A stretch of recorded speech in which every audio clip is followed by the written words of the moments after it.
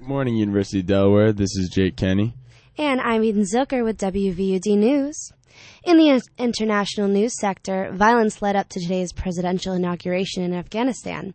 Police say in eastern Paktia province, 4 officers and 2 civilians were killed when a car bomb exploded near a government compound. This led to an attack and a gun battle that killed 7 Taliban militants. Police say 2 roadside bombs went off on the road connecting the country's main airport in Kabul with the presidential palace. Ashraf Ghani Ahmadzai was sworn in today as Afghanistan's new president, replacing Hamid Karzai in the country's first democratic transfer of power since 2001. Turkey is being criticized over human rights policies. Human Rights Watch is calling on Turkey to take steps to protect free speech, the right to peaceful protests, and the rule of law. The watchdog group PAN's government moves to control the media and internet and clamp down on critics and protests. In local news, an 8-year-old girl sustained life-threatening injuries after being attacked by the family's pit bull on Saturday afternoon in Newark. Following the attack, the dog was shot and killed by a Newark police officer. According to a Facebook post from the victim's mother, as of Sunday afternoon, the young girl was thankfully in stable condition after receiving multiple surgeries, including one to reattach her right arm. Authorities say a 51-year-old man was struck and killed by an SUV while attempting to cross West Division Street in Dover on Friday night. Bruce Johnson of Goldsboro, Maryland, was rushed to the Bay Health Kent General Hospital, where he was later pronounced dead. According to police, alcohol was not a factor in the incident and no charges are being filed. Over in finance, the chairman of Lenovo Group says the company has received U.S. government approval to complete its acquisition of IBM's lower-end server business and plans to use it to grow faster outside its personal computer business.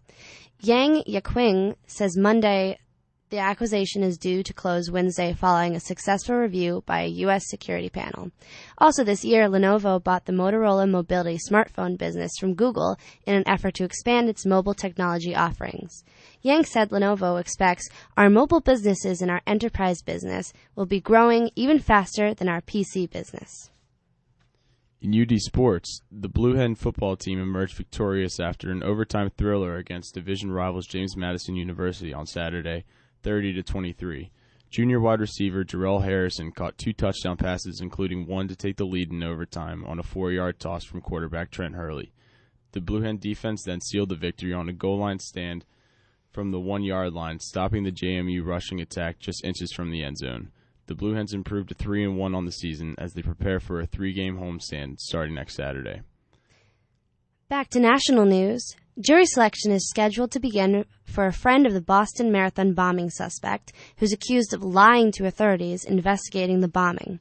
Rabal Philippos is charged with making false statements when he was questioned about his movements on April 18, 2013, 3 days after the bombings and hours after the FBI released photos of him and his brother as suspects in the attack. Prosecutors allege that Philippos lied about being in his brother's dorm room while the other 2 friends removed a laptop and a backpack containing fireworks that had been emptied of their explosive powder. Both were convicted of conspiracy and obstruction of justice. Jury selection is scheduled to begin Monday in federal court. The University of Delaware women's soccer team dominated play on Sunday against Charleston, posting a winning score of 4-1. Scoring 3 goals in the first half of play, the Blue Hens dictated the pace of the game while not allowing CAA rival Charleston to get off of a shot until the second half. The Blue Hens are now 6-5 and return to action next Saturday against Drexel. For WVUD News, I'm Jake Kenny. And I'm Eden Zilker. Catch us again at 8 for updates.